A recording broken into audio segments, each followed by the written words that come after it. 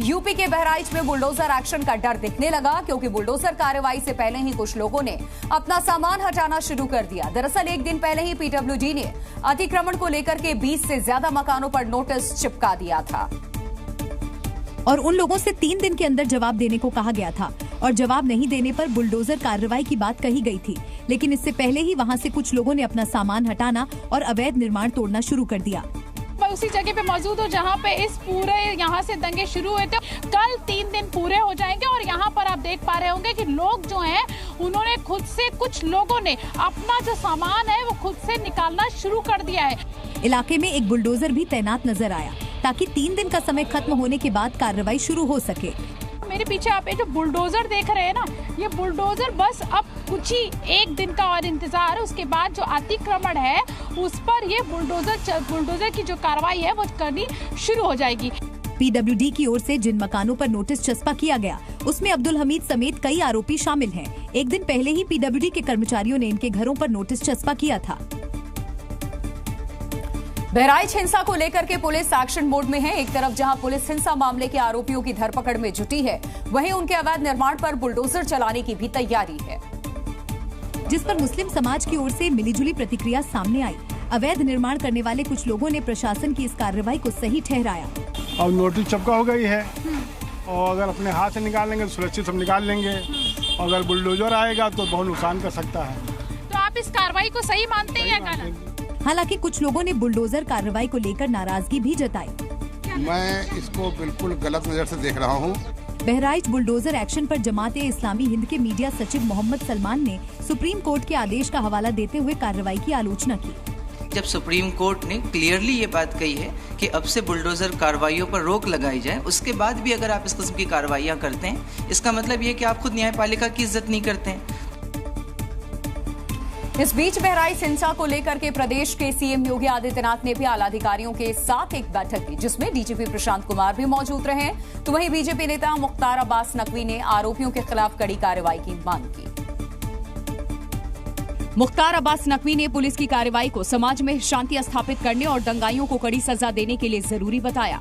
दंगाइयों की कुटाई, बलवाइयों की ठुकाई ही जो है वो समाज के सौहार्द और सुरक्षा की भलाई है।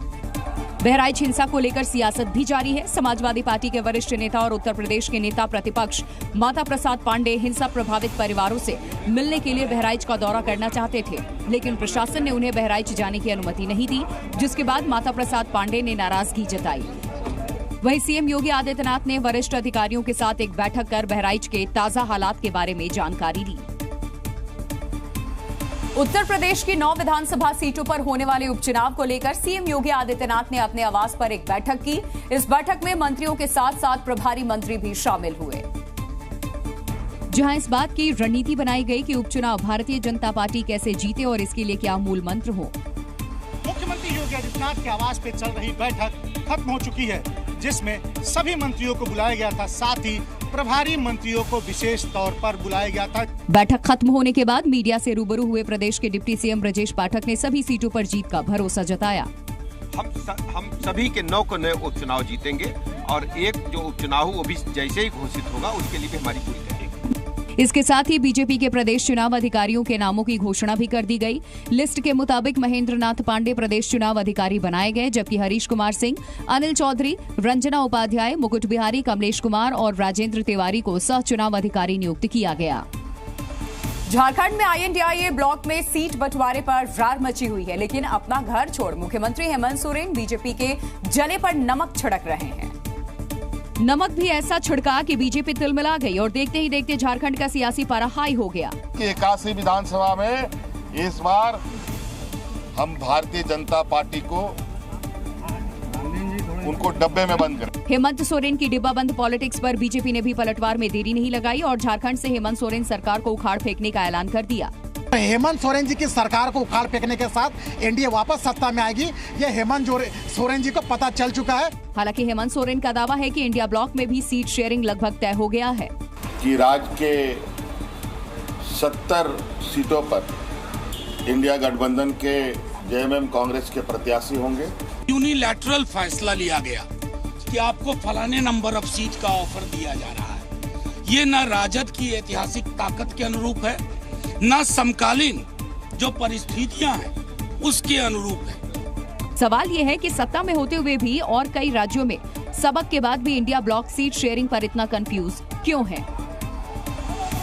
बिहार में 2025 के विधानसभा चुनाव से पहले उथल पुथल शुरू हो गई। चर्चा है कि दिग्गज नेता आरसीपी सिंह बीजेपी छोड़ करके नई पार्टी बनाएंगे।